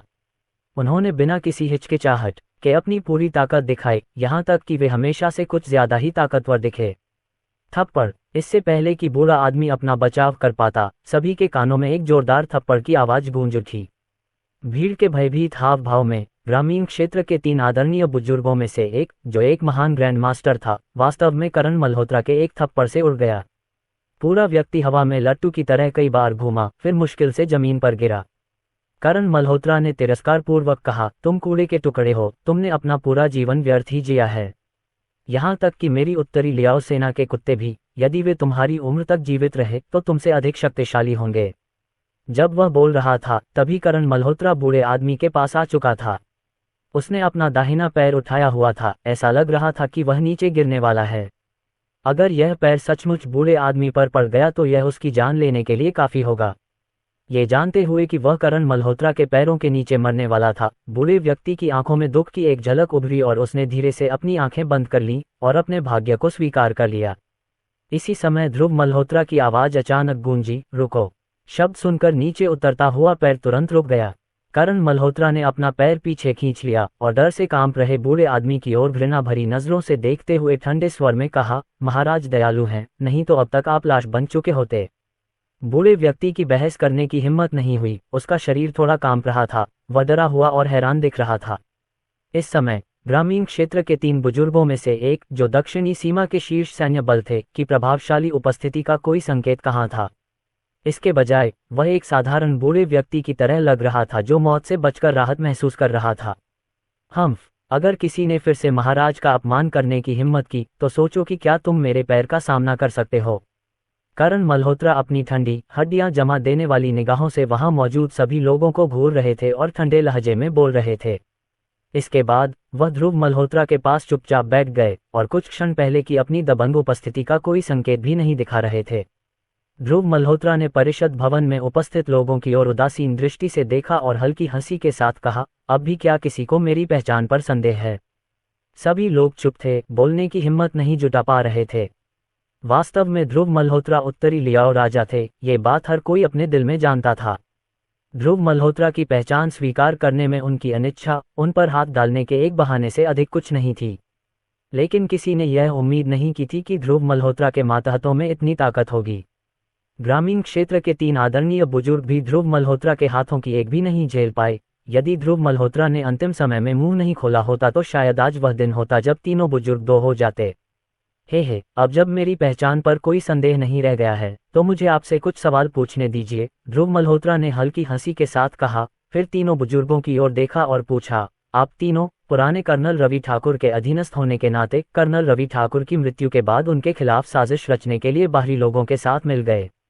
आपके इरादे क्या थे? freewebnovel.com। ऐसा करके क्या तुम्हें नहीं लगता कि तुमने पुराने कर्नल रवि ठाकुर को धोखा दिया है? अगर उस समय उनका सहयोग न मिला होता तो क्या तुम तीनों आज उस मुकाम पर पहुंच पाते? ध्रुव मल्होत्रा की बातें सुनकर ग्रामीण तिकड़ी के चेहरे पर उदासी छा गई। यहाँ तक कि वह बुजुर्ग जिसे करण मल्होत्रा ने लगभग मार डाला था भी अपनी सीट पर वापस आ गया था, उसका चेहरा भी उतना ही उदास था। कुछ देर बाद अचानक एक बुजुर्ग बोल उठा, उत्तरी युद्ध के राजाओं, हम तीनों को बूढ़े कर्नल रवि ठाकुर ने अपनी मृत्यु के बाद दक्षिणी सीमा की रक्षा का जिम्मा सौंपा था। अब जब कर्नल रवि ठाकुर 3 साल से गायब हैं और दक्षिणी सीमा पर अशांति फैल गई है तो स्वाभाविक रूप से हमें इसकी स्थिरता बनाए रखने का कोई रास्ता खोजना होगा। क्या मैं उत्तरी लियाओ राजा से पूछ सकता हूं कि हमसे क्या गलती हुई? हमने पुराने कर्नल रवि ठाकुर के साथ क्या गलत किया है? अध्याय 110 राजा की गति। ध्रुव मल्होत्रा ने तिरस्कारपूर्वक उपहास किया। ध्रुव मल्होत्रा द्वारा इस तरह बात करने पर वृद्ध व्यक्ति के चेहरे पर तुरंत क्रूरता के भाव उभर आए। वह अचानक चिल्लाया, मेरी दक्षिणी सीमा की सेना कहाँ है? जैसे ही उसकी आवाज धीमी हुई, अचानक काउंसिल हॉल के बाहर से नाप तोल कर चलने वाले कदमों की आवाज आई। दक्षिणी सीमा की सेना शहर में एकत्रित हो रही थी। यद्यपि यह शहर दक्षिणी सीमा सेना का मुख्य अड्डा था, फिर भी शहर के भीतर केवल लगभग 10,000 सैनिक ही तैनात थे। आखिरकार दक्षिणी सीमा वर्षों से अस्थिर थी, जिसके कारण विद्रोह को रोकने के लिए विभिन्न स्थानों पर बड़ी संख्या में सैनिकों को तैनात करना पड़ा था। हम यहाँ हैं। कुछ ही देर बाद काउंसिल हॉल के बाहर से एक कठोर आवाज आई। ये सुनकर कर्नल रवि ठाकुर का चेहरा और भी खराब हो गया, क्योंकि वह जानते थे कि यह आवाज किसकी है। यह उसका दूसरा रक्षक वु शियू था। उसने कभी यह उम्मीद नहीं की थी कि उसका सबसे भरोसेमंद रक्षक भी इस समय उसके साथ विश्वासघात करेगा। बुजुर्गों, आप क्या करने की कोशिश कर रहे हैं? मुझे मत बताओ कि तुम विद्रोह की योजना बना रहे हो। कर्नल रवि ठाकुर भले ही भोले थे, लेकिन अब तक वे अपने सामने की स्थिति को अच्छी तरह समझ चुके थे। ग्रामीण क्षेत्र के 3 बुजुर्गों ने 3 छद्म राजाओं के साथ मिलकर सेना बना ली थी और गुप्त रूप से दक्षिणी सीमा सेना पर नियंत्रण भी कर लिया था। वे कर्नल रवि ठाकुर पर पद छोड़ने का दबाव बना रहे थे। ये सुनकर बुजुर्गों में से एक ने कर्नल रवि ठाकुर की ओर देखा। उसकी भौहें तिरस्कार से भर गईं। उन्होंने ठंडी हंसी हंसते हुए कहा, कर्नल रवि ठाकुर, क्या आपको अपनी गद्दी पर बने रहने की क्षमता के बारे में कोई आत्मचेतना नहीं है? यदि आपकी योग्यता न होती तो हमारी विशाल दक्षिणी सीमा इस वर्तमान स्थिति में कैसे पहुंच पाती? छद्म राजा हर जगह उठ खड़े हुए हैं। लंबे समय से निष्क्रिय चुड़ैल संप्रदाय फिर से उभर आए हैं और उन्होंने उत्पात मचाना शुरू कर दिया है, और यहाँ तक कि वो देश भी हमारी दक्षिणी सीमा पर कब्जा करना चाहता है। बुजुर्ग ने आक्रोश के साथ कहा, मानो दक्षिणी सीमा की वर्तमान स्थिति कर्नल रवि ठाकुर की लापरवाही और अक्षमता के कारण है। कर्नल रवि ठाकुर का शरीर जोर से कांपने लगा और उनकी आंखें तुरंत लाल हो गईं। वह उस बुजुर्ग की ओर घूरता रहा और गुस्से से दहाड़ता हुआ बोला, आप कहते हैं कि मैं योग्य हूं, और मैं यह मानता हूं। लेकिन यदि आप दावा करते हैं कि दक्षिणी सीमा अपनी वर्तमान स्थिति में मेरे कारण है, तो मैं इसे स्वीकार नहीं करूंगा। अगर 3 साल पहले मैं व्यक्तिगत रूप से चुड़ैल संप्रदायों पर हमला करने के लिए सैनिकों का नेतृत्व नहीं कर रहा होता, तो मुझे बर्फ आत्मा गो के साथ जहर कैसे दिया गया होता? और अगर ली जियुवान ने मुझे मोहक धूप और जहरीली जड़ी बूटियों से नुकसान पहुंचाने की कोशिश नहीं की होती, तो मैं 3 साल तक कोमा में कैसे पड़ा होता? उसकी क्रोधित अवस्था देखकर तीनों ग्रामीण बुजुर्गों की आंखों में तिरस्कार के भाव दिखाई दिए। उनमें से एक ने ठंडे स्वर में कहा, कर्नल रवि ठाकुर, आप कभी भी एक योग्य शासक नहीं बन सकते थे, न ही आप दक्षिणी सीमा पर राजा के रूप में शासन करने के योग्य हैं। आज हम लोग मिलकर शाही राजधानी में याचिका दायर करेंगे तथा सम्राट से अनुरोध करेंगे कि वे आपके स्थान पर एक अयोग्य कर्नल रवि ठाकुर को नियुक्त करने का आदेश जारी करें। अगर तुम में थोड़ा भी स्वाभिमान बचा है तो मुझे उम्मीद है कि तुम कोई भी व्यर्थ प्रतिरोध नहीं करोगे। दक्षिणी सीमा की सेना के खिलाफ वह उत्तरी लियाओ राजा अकेले तुम्हें नहीं बचा सकता। इन शब्दों के साथ ही टकराव पूर्ण रूप से दरार में बदल गया। कर्नल रवि ठाकुर का चेहरा बहुत उदास हो गया। वह दक्षिणी सीमा सेना की लड़ाकू ताकत से भली भांति परिचित थे।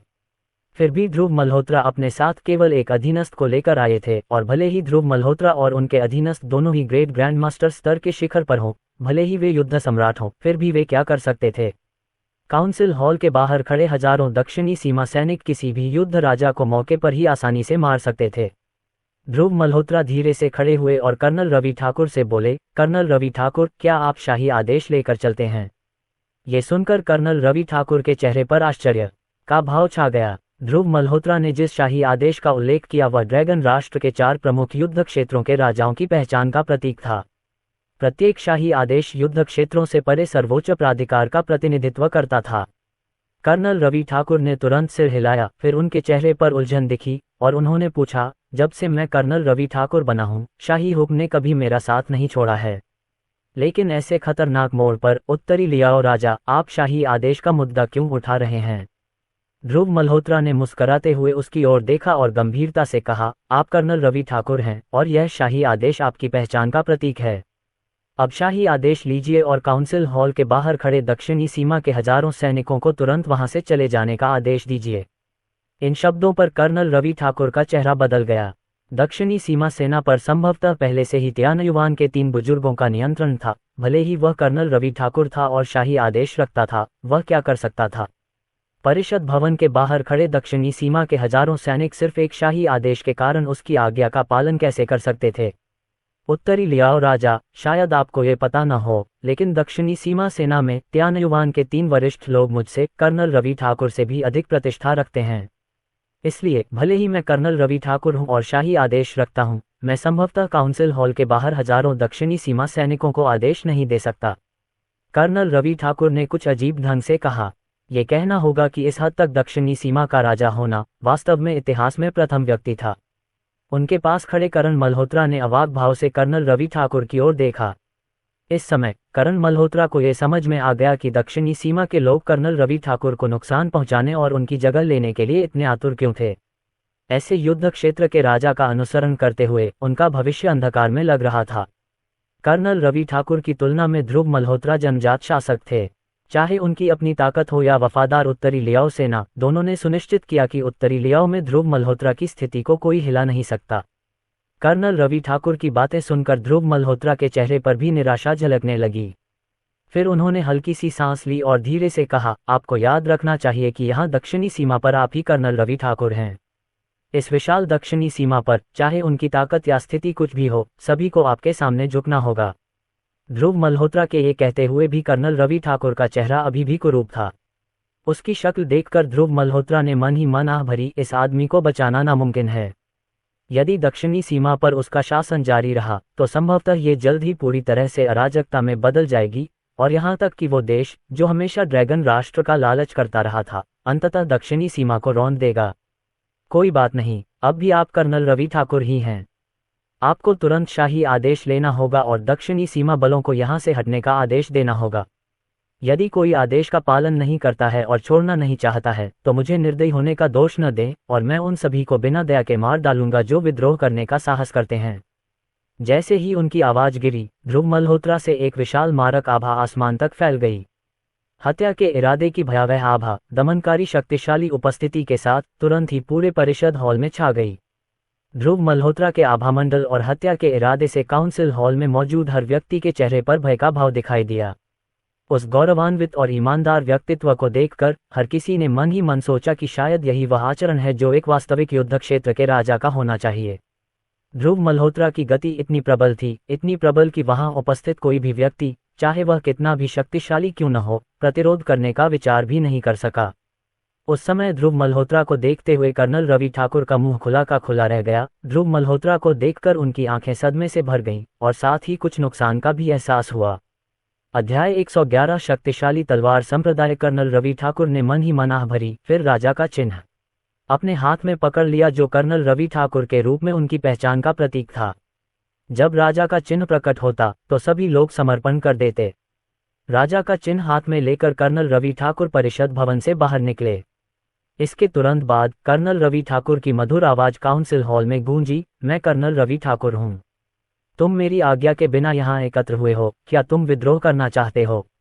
आप सब लोग पीछे हट जाइए।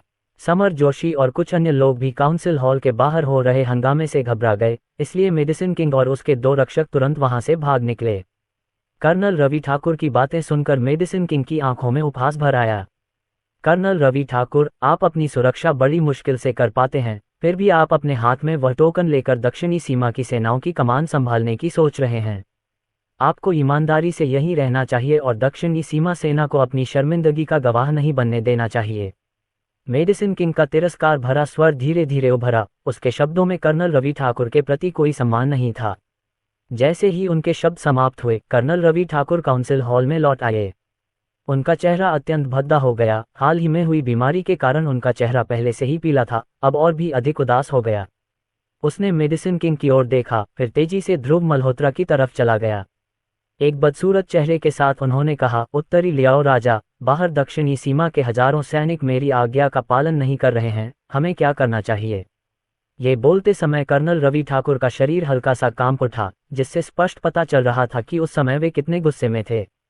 एक और बैठे हुए स्वर्गीय रिच किंग ने व्यंग्यात्मक लहजे में कहा, कर्नल रवि ठाकुर, क्या आप नहीं जानते कि आप कर्नल रवि ठाकुर का पद संभालने के योग्य हैं या नहीं? मेरे दक्षिणी सीमा सैनिक ड्रैगन की तरह हैं, फिर भी उन्हें तुम्हारे जैसे बेकार शासक का सामना करना पड़ा। मेरे विचार से दक्षिणी सीमा सेना का नेतृत्व तीनों वरिष्ठों को करना चाहिए, चाहे वे कोई भी हों। क्या वे सभी कर्नल रवि ठाकुर बनने के लिए आपसे अधिक योग्य नहीं हैं?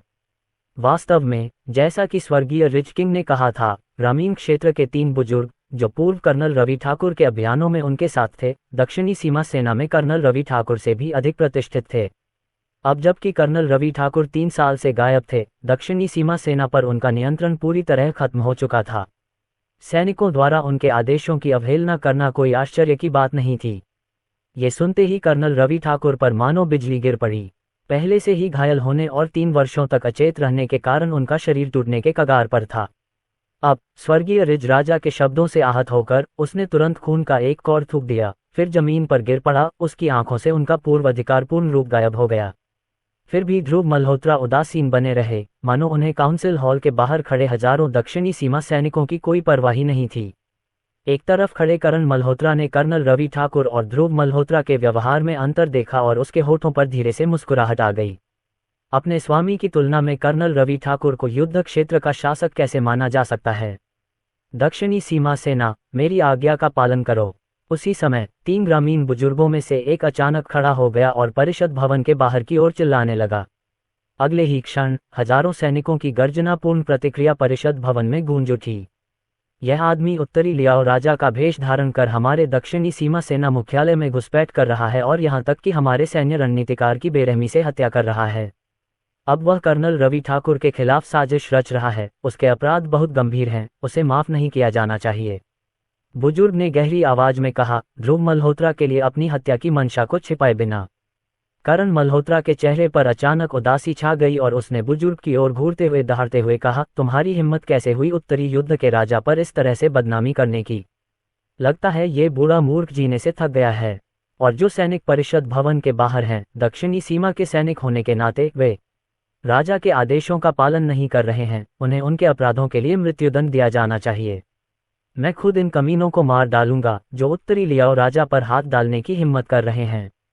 ये सुनकर ध्रुव मल्होत्रा ने हाथ से इशारा करके कहा कि करण मल्होत्रा को जल्दबाजी में काम नहीं करना चाहिए। ध्रुव मल्होत्रा के इस हाव भाव को देखकर करण मल्होत्रा तुरंत शांत हो गया, लेकिन उसकी हत्या की नीयत से भरी आंखें मैदान के तीनों बड़ों को घूर रही थीं, ध्रुव मल्होत्रा के आदेश पर उन्हें टुकड़े टुकड़े करने के लिए तैयार। ध्रुव मल्होत्रा की उदासीन निगाह बोलने वाले बुजुर्ग पर पड़ी और उन्होंने ठंडे स्वर में कहा, दक्षिणी सीमा सेना के एक बुजुर्ग के रूप में मैं आपको विनम्रतापूर्वक सलाह दूंगा। यदि आप दक्षिणी सीमा सेना के पापी नहीं बनना चाहते हैं तो बेहतर होगा कि आप तुरंत अपने सैनिकों को आदेश दें कि वे वहीं पर सेना की टुकड़ियां तोड़ दें। मैंने अब तक कोई कदम नहीं उठाया है, इसका कारण केवल यही है कि मैं नहीं चाहता कि मेरे हाथों इतने सारे योद्धा मरें। यदि उन्हें मरना भी पड़े तो उनका स्थान युद्ध के मैदान में होना चाहिए, यहाँ नहीं। ध्रुव मल्होत्रा की बातें सुनकर तीनों खेत मालिकों के चेहरे पर उदासी छा गई। एक बुजुर्ग ने ध्रुव मल्होत्रा को ठंडी निगाहों से देखते हुए व्यंग्यात्मक लहजे में कहा, क्या तुम सचमुच सोचते हो कि यह तुम्हारा उत्तरी लियाओ है? काउंसिल हॉल में हजारों की संख्या में दक्षिणी सीमा के सैनिक मौजूद हैं। अगर तुमने मेरा एक बाल भी छूने की हिम्मत की तो ये हजारों की संख्या में दक्षिणी सीमा के सैनिक तुरंत हमला कर देंगे और तुम्हें मौके पर ही मौत के घाट उतार देंगे। क्या आपको लगता है कि आप और आपके लोग दक्षिणी सीमा पर तैनात हजारों सैनिकों का सामना कर सकते हैं? ध्रुव मल्होत्रा की भौहें ऊपर उठ गईं और तुरंत ही उनमें हत्या की तीव्र इच्छा उत्पन्न हो गई। दक्षिणी सीमा के सैनिक यद्यपि राजा की आज्ञा का पालन नहीं कर रहे थे और मृत्युदंड के पात्र थे, फिर भी वे दक्षिणी सीमा के योद्धा हैं। उन्हें गृहयुद्ध में नहीं बल्कि युद्ध के मैदान में मरना चाहिए। दक्षिणी सीमा सेना के प्रत्येक सैनिक को दक्षिणी सीमा और यहाँ तक कि ड्रैगन राष्ट्र द्वारा महान संसाधनों के साथ प्रशिक्षित किया जाता है। यदि वे यहाँ मर जाते हैं तो ये बहुत अफसोसजनक और काफी विडंबनापूर्ण होगा। ऐसा लगता है कि आप विश्वास नहीं करते कि मैं बाहर खड़े हजारों सैनिकों को मार सकता हूँ, ध्रुव मल्होत्रा ने ठंडे स्वर में कहा। ध्रुव मल्होत्रा की जानलेवा आभा से स्तब्ध होने के बावजूद मैदान के तीनों वरिष्ठ खिलाड़ियों के चेहरों पर अभी भी ठंडी मुस्कान थी। उनमें से एक ने कहा, सर, आपकी ताकत वास्तव में कमजोर नहीं है, लेकिन दक्षिणी सीमा पर लापरवाही से काम करने के लिए यह अभी भी काफी अपर्याप्त है।